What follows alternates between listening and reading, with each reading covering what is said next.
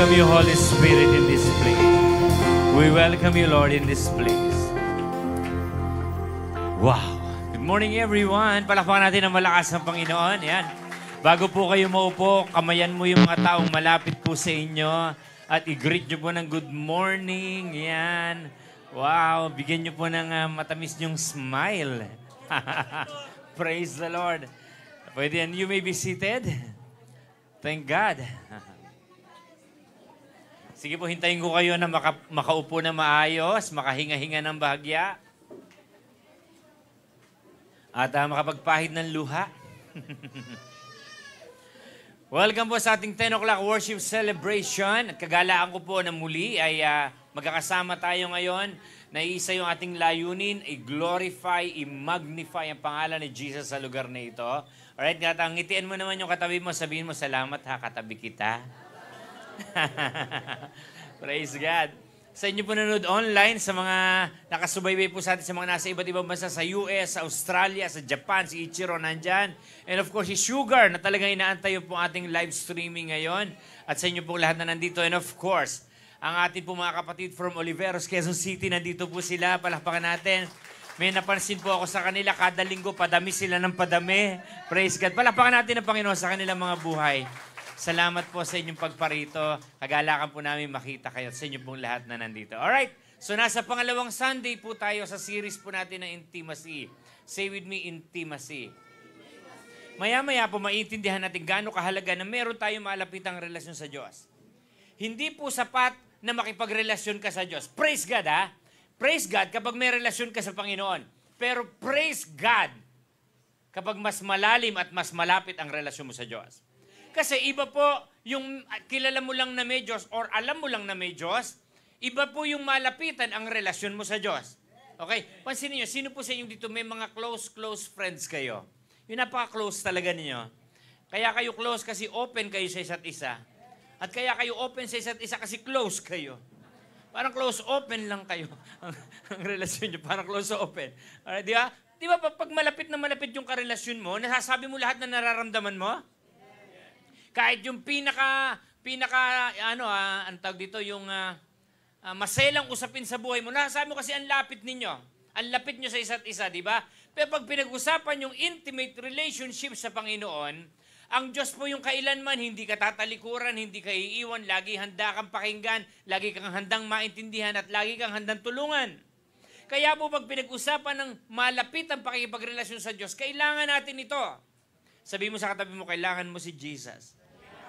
Kailangan mo ang Panginoon. Kailangan natin ng Diyos. So, yung ating po pag-uusapan sa umaga pong ito, by the way, medyo review lang po sa last Sunday po na naging message ni Lord, yung dear parents, yung paano natin i-honor yung ating mga parents. But tonight, or this morning, maintindihan po natin, napakahalaga na malapitan ang ating relasyon sa Diyos. Pinamagatan ko po itong deeper level of intimacy.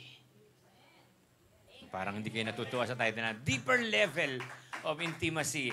Alright? So, naniniwala tayo na lahat naman tayo naniniwala sa Panginoon, may pananampalataya sa Diyos. But this morning, ang gusto po ng Panginoon, mas malapit, mas maging malapit ka sa Kanya. Mas maging malapit ka sa Kanya. Mas maging dahilan ng umagang ito na nakaupo ka at nakikinig ka, magkaroon ka ng lalong kagutuman at kauhawan sa Panginoon. Okay? Kung meron tayong dapat na makalapit, walang iba kundi ang Diyos.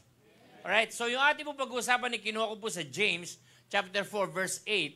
Sa unang bahagi lang po ito sa English Standard Version, sa Tagalog po yun ay Santiago. Sabi po dito, draw near to God and He will draw near to you. Ito po ang salita ng Diyos, palakpakan natin ng Panginoon. Ano po ang napansin nyo sa text? Meron po ba makakasagot? O meron mo gustong sumagot? Ano po napansin nyo dito sa binasa natin, draw near to God and He will draw near to you.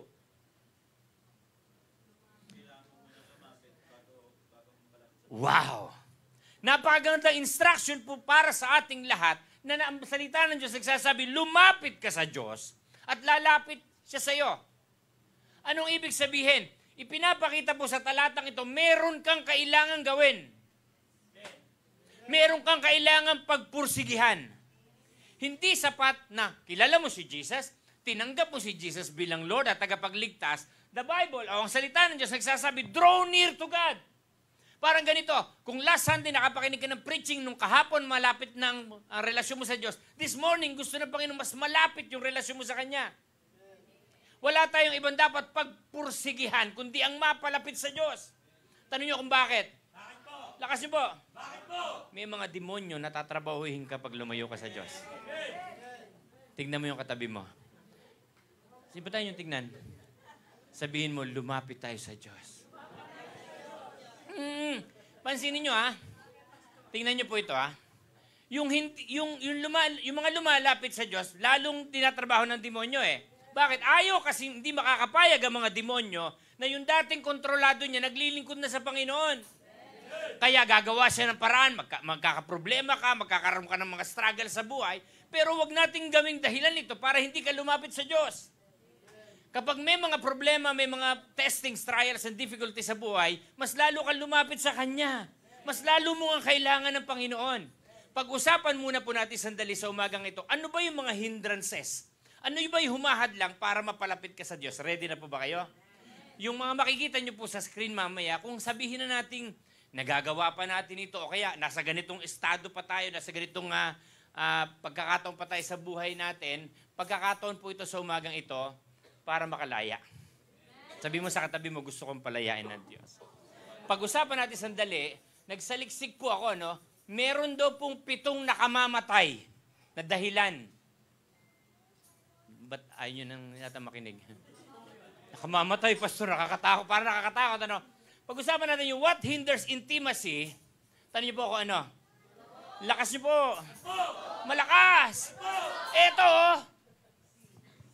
kasalanan ang nagiging hindrance o naghihinder sa atin para magkaroon ka ng close o intimate relationship sa Panginoon. Pansinin nyo, dati, nung wala ka pa sa gawain ng Diyos, okay lang sa'yo magkasala. Sino po amin dati makasalanan? Okay. Sino po amin hanggang ngayon nagkakasala pa rin? Pag hindi ka umamin, nagkasala ka. Kasi walang hindi nagkakasala. Pero pag pinag-usapan yung kalagayan natin sa Panginoon ngayon, dahil nabuksan na isip mo, nakakarinig ka ng Word of God, nagkakasala ka pero nakukonsensya ka na. Di ba pag nagkasala ka, nako. Di ba? Di ba? Nagalit ka. Alam mo, nagalit ka. Nakapagmura ka. Tapos may isip mo, nako, Diyos ko, buti lang di ako narinig ni Pastor. Kasi buhay na yung konsensya natin patungkol sa kasalanan. Samantalang dati, lumalangoy ka sa kasalanan. Di ba? Kaya po, nagsaliksik ako, meron daw palang tinatawag na 7 deadly sins. Naku po, Diyos ko, 7. 77 yan Binawasan ko lang na 70 para 7 na lang. 7 deadly sins. Ito, pag meron ka pa nito, naku, purihin ng Diyos dahil alam ko palalayain ka ng Diyos sa umagang ito. Itong unang ipapakita ko po sa inyo, ayon sa pag-aaral, nakakamatay. Ready na? Tanong mo katabi mo, sikuhin mo sa bilbil, sabi mo, ready ka na ba? Ito na. Number 1 na nagiging hindrance o naghihinder sa atin sa pakipaglapit sa Panginoon, number 1 yung tinatawag pong ito.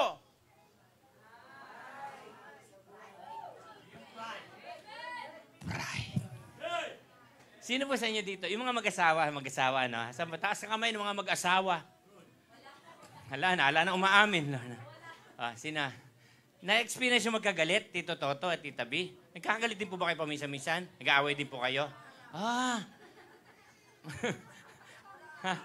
Sino po dito yung mga mag-asawa? Ang saya ng kwentuhan sa umpisa, mga ilang minuto lang nagkakagalit na. Masaya naman yung usapan, tas maya-maya magkagalit na. Pansinin nyo, bakit tumatagal ang kagalitan sa mag-asawa kahit sa kahit anong relasyon? Tanong nyo kung bakit? Pride! Kung ibababa mo lang yung pride mo, maya-maya magkakasundo na ulit kayo Ang problema, may pride pa kasi. Sabi mo sa katabi mo, tumigil-tigil ka sa kapa-pride mo. Pride! Ang Bible nagsasabi, sabi ni Lord, God resists the proud and gives grace to the humble. Sabi ng Bible, kinamumuhian daw ni Yahweh ang mga palalo, ang mga mayabang, pero kinalulugdan ng Diyos sa mga taong may mababang kalooban.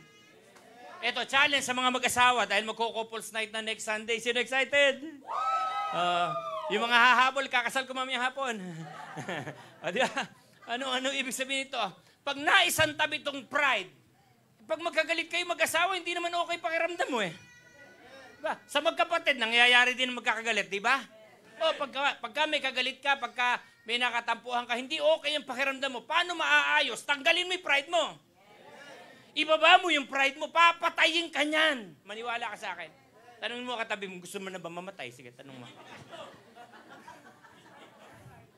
Masarap mabuhay ng, alam niyo yun? Nakuha niyo ba ibig sabihin? Wala kang nakareserba.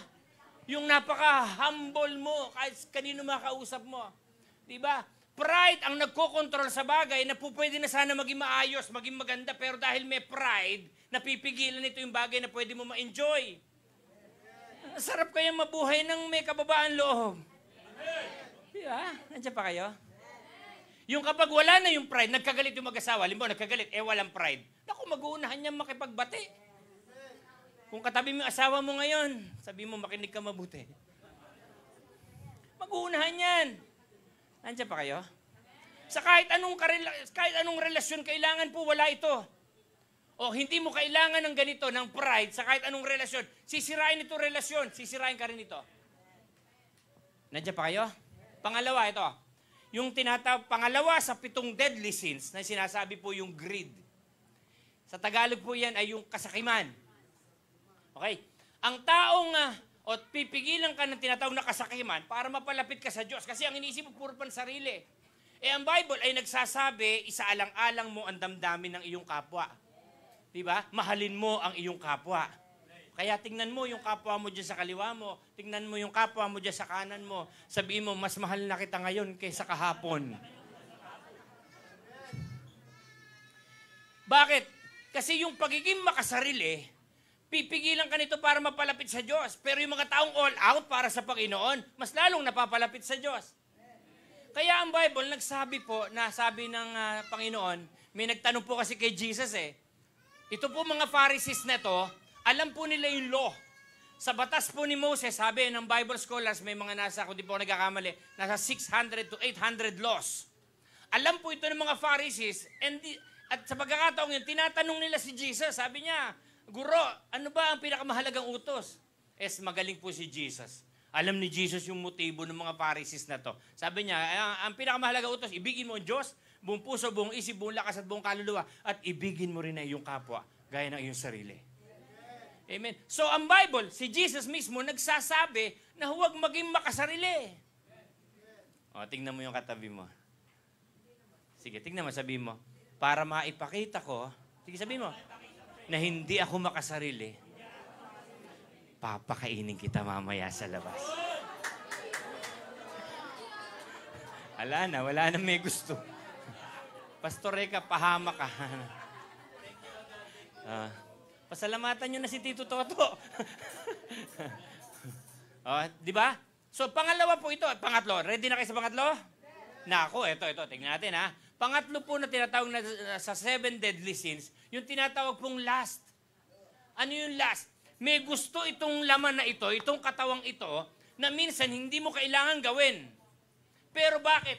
Dahil ginagawa ng marami, nakagis na natin, nakasanayan na natin, pero may pagkakataon, inuudyokan ka ng Holy Spirit na mag-pray, hindi mo magawa kasi mahina yung flesh, yung laman.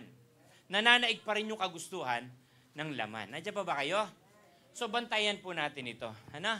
Nandiyan pa ba kayo? Okay. Pangilan na? Pangatlo. Pangapat. Ito yung pangapat. Naku, ito dito. Marami pong makokorek dito. Ito po, pumapatay din po ito. Ready na?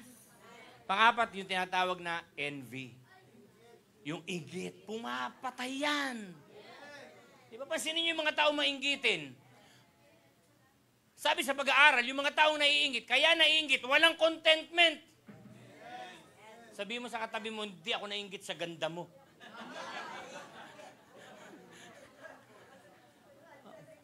Papatayin ka niyan, di ba? Kasi nga, may mga bagay na tinitingnan natin yung iba, bakit ikaw wala, sila meron. Inggit yun eh. Okay? At magiging dahilan nyo para mahadlangan yung dapat napapalapit ka na sa Panginoon. Kasi po, tingin kayo sa akin, kung gaano ka kadalas nagpapasalamat sa Diyos, ganun mo kadalas mararanasan yung contentment sa buhay. Yeah. So, pasalamatan natin si Lord sa lahat ng pagkakataon. Sabi mo sa katabi mo, tumigil-tigil ka na sa kaiinggit mo, ha? Oh, wala nandito, ano, okay. Ano pa, eto, panahon ito ng mga only rice, only soup, only gravy. Panlima ba to? Panlima? Pangilan na ba? Panlima sa 7 deadly sins kung bakit naghahadlangan ka para mapalapit sa Panginoon. Yung tinatawag na gluttony. Hindi ko po sinabi masama kumain ka ng only rice, only soup, only gravy. Pero pwede ba pag busog ka na, tumigil ka na? Anong ibig ko sabihin? Pag si Jason po nakasama niya sa buffet restaurant, wala pong ibang kinakain niya kundi bituka, yung chicharong bulaklak. Pag wala po nakahain chicharong bulaklak, masama po loob niyan. Pero bakit nasabi na deadly sin itong gluttony? Sa panahon po kasi noon, may napabalita na kaya nagiging kasalanan to. Yung bang busog na para makakain pa, dudukutin yung lalamunan para masok at tas kakain ulit. Tingnan mo yung katabi mo, sabi mo, hindi ka naman ganun. Yan. Ito pa. Puntahan natin. Pangilan na? Pang-anim. Sa 7 deadly sins, yung Nako, ito marami makukorek dito. Nakakamatay ito. Marami na namatay dito. Huwag mo na itry, ha? Ito, tinatawag na wrath. Yung puot. Hindi ito basta ordinaryong galit. Puot. Saan ito nagumpisa? Bago naging puot? Inis muna. Inis. Nagsimula sa inis. Sumama ang loob. Nauwi sa hinanakit. Pagkaraan, napunta na sa galit. Hanggang sa isang araw, may puot ka na. Nakakamatay yan. Sabi mo sa katabi mo, huwag mo na itry. Mamamatay ka. Sabi mo, puot. Nandiyan pa kayo? Ano pa? Last na. Last na ba to? Pangilan na. Nako, eto marami makukorek dito. Yung tinatawag pong sloth. Ay, ibig sabihin po na sloth sa Tagalog, katamaran. Tingnan mo yung katabi mo, sabihin mo, hindi naman ikaw yun. Sabi mo, hindi ikaw yan. Tingnan nyo naman pagkakahiga.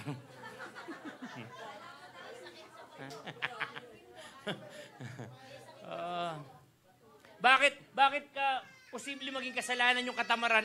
May mga bagay na pwede ka sanang gawin, lalo na sa kalagayang spiritual, pero kinakatamaran Yung sloth o yung katamaran, pang lahat ng aspeto to, ha? Hindi lang ito sa lahat sa isang aspeto, sa spiritual, no? Pati sa pangkarniwang ginagawa natin, huwag niyong bigyan puwang na magkaroon ka ng tinatawag na katamaran. Sabi mo, hindi ka kapatid ni Juan Tamad. Amen? Amen. So ito po yung mga bagay, pagka pala ganito yung ating nararanasan, malamang-lamang talaga, hindi tayo magkaroon ng malapitang relasyon sa Panginoon. Ano pa, dagdagan natin, yung tinatawag ng lack of faith, yung kakulungan sa pananampalataya. Huwag natin itong bigyan ng puwang, kasi hadlang to para mapalapit ka sa Panginoon. The more na humihirap ang sitwasyon, the more na dapat lumalapit tayo sa Panginoon. Okay? The more na parang nagiging imposible yung sitwasyon at nagiging mahirap ang solusyon, mas lalo kang dumapit sa Panginoon.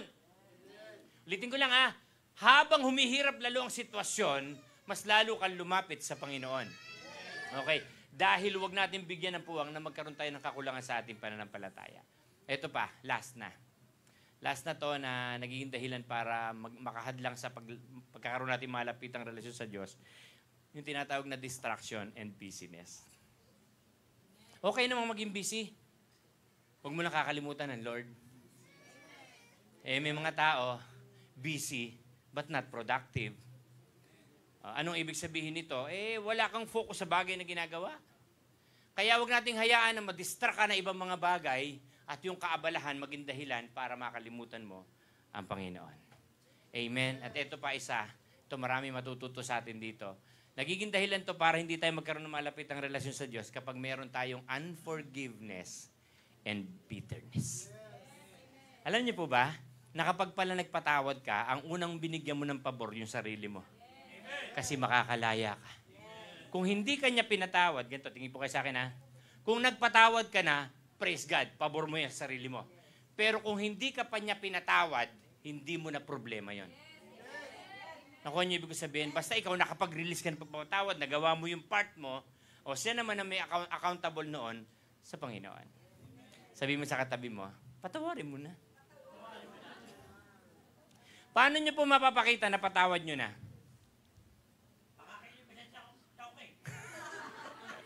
Pakainin daw sa Chowking. Pwede rin sa Jollibee, ano? Ayun. Ay, ibig sabihin, napatawad mo na, kaya mo na makausap, kaya mo na makita, kaya mo na siyang harapin. Okay, maraming tao kasi masusubok na patawad mo na. Alam niyo si Lord ganito. Tetestingin ka ni Lord kung kaya mo na magpatawad. Ipapakita sa iyo yung taong kailangan mo patawarin.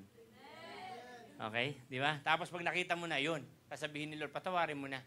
Kasi po bakit kailangan natin magpatawad? Tayo po rin mismo nakatanggap ng pagpapatawad mula sa Panginoon. Amen. Palapakan po natin ng Diyos.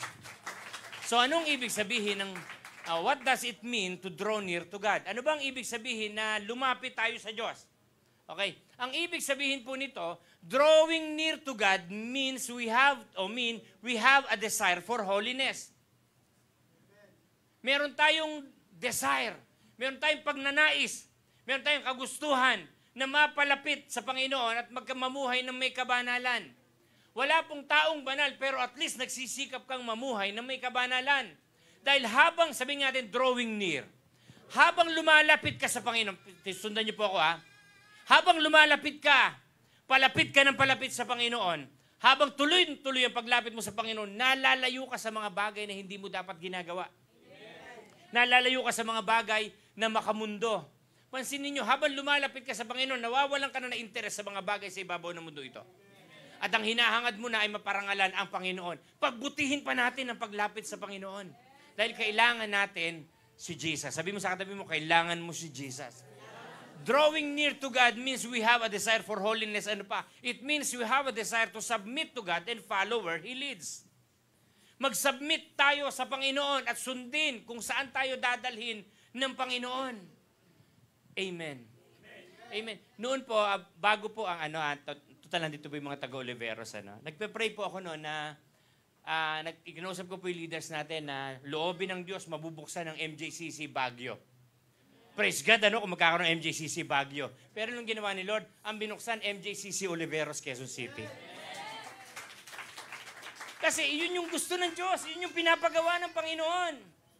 Nandiyan pa po ba kayo? Ibig sabihin nung draw near to God, we have a desire to submit to God and follow where He leads. Ano pa? We need to present ourselves intentionally to Him. Ano ibig sabihin ng intentionally? Sadyain natin. Okay? I-present natin yung ating mga sarili, sadyain natin ito. Kumbaga parang ganito, simplihan ko lang, lumapit tayo sa Diyos. Dahil may benefits po ang drawing near to God. Ready na kayo? Hindi po baliwala lang kapag lumalapit ka sa Diyos. May mga benefits po ito. Sabihin natin benefits. Lakasan nyo po. Tingnan nyo, isa sa benefits, maraming benefits pag lumalapit tayo sa Diyos. Number 1, you will be refreshed from being in God's presence. Tingnan mo yung katabi mo. Tingnan mo lang, laki na ng ginanda, no? Tsaka ipinogi. Parang ayaw nyo maniwala. Kasi you will be refreshed from being in God's presence. Yung bang may problema ka, hindi halata. By the way, kahapon po, minute ko po yung mga dancers natin. Yung mga dancers po natin dito, iba-iba ng edad, Nasa mga 20 po siguro sila kung hindi nagkakamali. Minute ko po sila kahapon po yung schedule ko ng mentoring and equipping sa kanila. Nagtanong po ako, magbigay ka ako sila ng mga roses and thorns sa kanilang buhay. Ibig sabihin po nung roses, yung mga gandang ginawa ng Diyos, maganda nangyari sa buhay nila this past week. Tapos po yung thorns, yung mga struggles, yung mga hindi nila gusto nangyari, pero nangyari, Na-discover ko po, yung mga dancers po kaharap ko kahapon, iba-iba sila ng pinagdadaanan. Iba-iba ng dinaanan, iba-iba ng mga kaganapan sa buhay, pero pag nakita ko sumasay dito, para mga walang problema. Tingnan mo yung katabi mo, hindi rin halata na may problema. Okay, tingnan mo. Hindi nga halata na walang pera, tingnan mo. Kasi you will be refreshed from being in God's presence. Palapakan natin si Lord. Yan. Ano pa? Sa presensya ng Panginoon, meron tinatawag na fullness of joy. Kaya dito mapapansin nyo, nagpapalakpakan, nagsisigawan dito, ma-experience mo yung sama-samang pagpupuri at pagsamba dahil in His presence, there is fullness of joy. Amen? Nandiyan pa kayo? Ano pa? You are protected when you are hidden in Him. Protektado ka ng Diyos. Sabi mo sa katabi mo, protektado ka ni Lord. Magkukwento po ako. Meron po isang pastor, kaibigan ko po ito Yung pong kanyang anak, medyo may kapilyuhan. Ang ginagawa po ng bata sa loob ng church, nasa loob ng church, pero tapos na yung service. Ang gagawin po ng bata, namimitik ng tenga. Sino po siya hindi ito na-experience, namitik ka rin ng tenga nun? Wala, puro mababait ang taga-MJCC. Namimitik, tapos umaalis, iniiwan, tumatakbo. Ang ginagawa, tumatakbo sa tatay niya. Merong isang bata na inis dahil napakasakit ng pagkakapitik sa kanya. Hinabol niya, alam niyo po kung ano ginawa nung bata? Tanong niyo kung ano. Ang ginagawa po kasi nung bata, tumatabi sa tatay niya, sa pastor. Eto si pastor, eto yung bata. Yung pinitik nandito, gigil na gigil. Tanong niyo, bakit hindi magalaw ng bata? Nandun yung tatay niya. Hindi ko po sinabi mamitik kayo ng tenga, ha? Ang punto ko po, kahit inaatake ka ng kaaway, ng demonyo, may mga struggles, may mga nangyayari hindi maganda sa iyong buhay, you are protected when you are hidden in Him. Sabi mo sa katabi mo, protektado ka ng Diyos. At ano pa, isang bagay na pwede nating asahan, sa maraming bagay na pwede nating asahan sa Diyos, you will find rest in the presence of the Lord. Palakpakan natin ang Panginoon. Ano po ibig sabihin ng you will find rest? Mapapagod ka sa mundong ito. Ma-stress ka. Marami kang kakaharapin problema. Pero sandaling lumapit ka sa Panginoon, you will find rest. Because in His presence, there is fullness of joy. Kapag lumapit ka sa Panginoon, poprotektahan ka niya. Kapag lumapit ka sa Panginoon, poprovide niya lahat ng iyong mga pangailangan. Wala kang kakailanganin, hindi niya magagawa ipagkaloob. Ang kailangan lang, sinasabi lang sa atin ng Panginoon, magkaroon tayo this morning ng deeper level of intimacy sa Panginoon. Palakpakan natin si Lord. Let us all stand. Dahan-dahan ka ngayon tumayo sa Panginoon. Sa pagtayo mo sa Kanya, alam ko, maraming bagay na pinaunawa sa atin ng Panginoon. Pero meron lang po akong papakiusap sa inyo ngayong umaga na ito. Praise God. May relasyon na tayo sa Lord. Praise God, tinanggap na natin si Jesus bilang Diyos at tagapagligtas. Salamat sa Panginoon, naiintindihan natin ang Word of God. Pero isa lamang po ang pakiusap ko sa inyo lahat sa umagang ito. Magkaroon tayo ng tinatawag na, doon tayo sa tinatawag na deeper level of intimacy sa Panginoon. Just close your eyes. Habang pinagninilayan mo yung mga bagay na narinig natin ngayon, gusto ko po kayo encourage, just feel the presence of the Lord. God is moving. God is here. Babalutin ka niya ng kanyang pag-ibig. Lulukuban ka ng kapangyarihan ng Banal na Espiritu habang sinasamba mo siya. Hallelujah.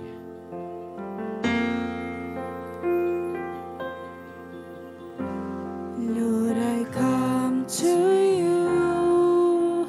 Let my heart be changed, renewed, flowing from the grace that I found in you.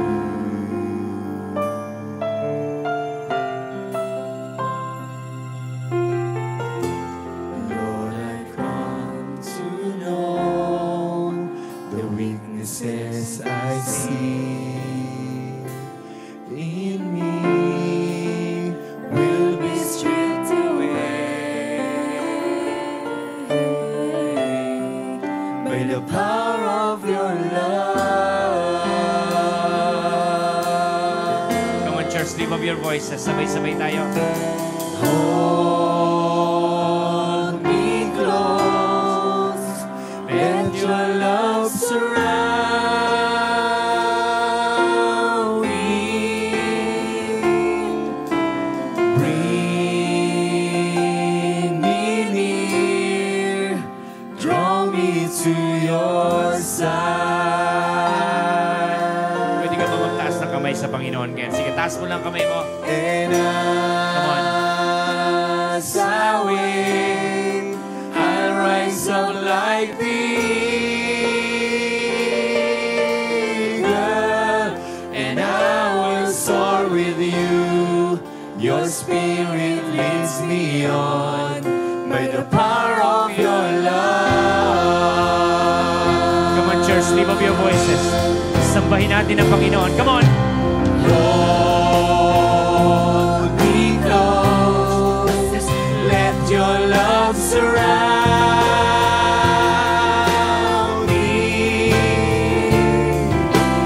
Bring me near, draw me to your side.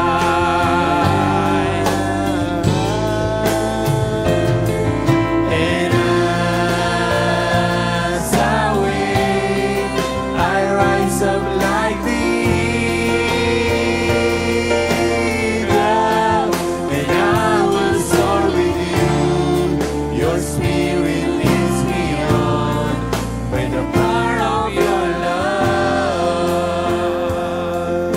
Kung ikaw po yun nandito ngayon, nagdidesisyon ka na, sabi mo sa Panginoon, Lord, this time gusto ko po mas magkaroon ng malapitang relasyon sa iyo. Kung ikaw yun nandito ngayon na nagtatalaga ka na yung sarili, Lord, gusto ko mas maging malalim ang pakipag-ugnayan ko sa iyo. Kung ikaw yun nandito ngayon na magsisikap, na lalakad ayon sa katwiran at kabanalan ng Panginoon, mamumuhay na may kabanalan, nagdidesisyon ka, Lord, ganito po ang gusto kong gawin sa pakipag-relasyon sa iyo. Iniimbitahan ka ng Panginoon ngayon dito sa harapan. Lapit ka lang, sige lang. Lapit ka lang bilang akto ng iyong pagsunod sa Panginoon. Sige, iwanan mo lang sandali yung pwesto mo. Mag-move ka lang forward, isa itong gesture na nagpapakumbaba ka sa harap ng Panginoon ngayon. Inaamin mo sa Panginoon, hindi mo kaya. Inaamin mo sa Panginoon, hindi mo kayang solusyonan, hindi mo kayang mapagtagumpayan ang anumang bagay na meron sa mundo ito kung wala siya. Sige lang, hayaan mo lang na nakatayo ka ngayon sa harap ng Panginoon. Nakataas ang iyong kamay. Dinadama ang yakap ng Panginoon. Yes, Lord, this is our prayer, Lord. Bring me near. Bring me near, draw me to your side. Let's just worship the Lord. And as I wait, I rise up like the eagle, and I will soar with you. Yes, Lord. Your spirit leads me on by the power of your love. Let your spirit rise into the presence of the Lord. Come on, let us worship God. Come on. Hold me close, let your love surround. Touch your people. Touch your people this morning, Lord God. Touch them. Draw me to your side.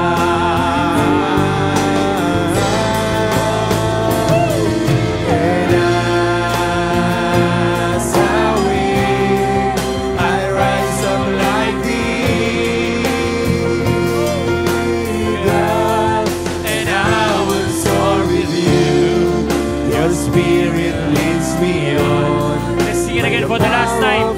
Habang malayang nakataas ang iyong kamay sa Panginoon, damahin mo ang yakap ng Diyos. Come on!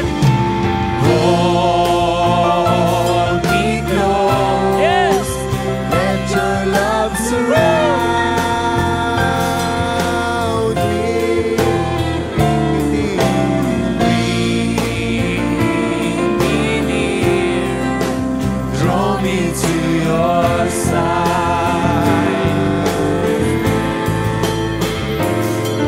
And as I wait, I rise up like the eagle. Yes, Lord. And I will soar with you. Your spirit leads me on by the power of your love. And I will soar with you. And I will soar with you.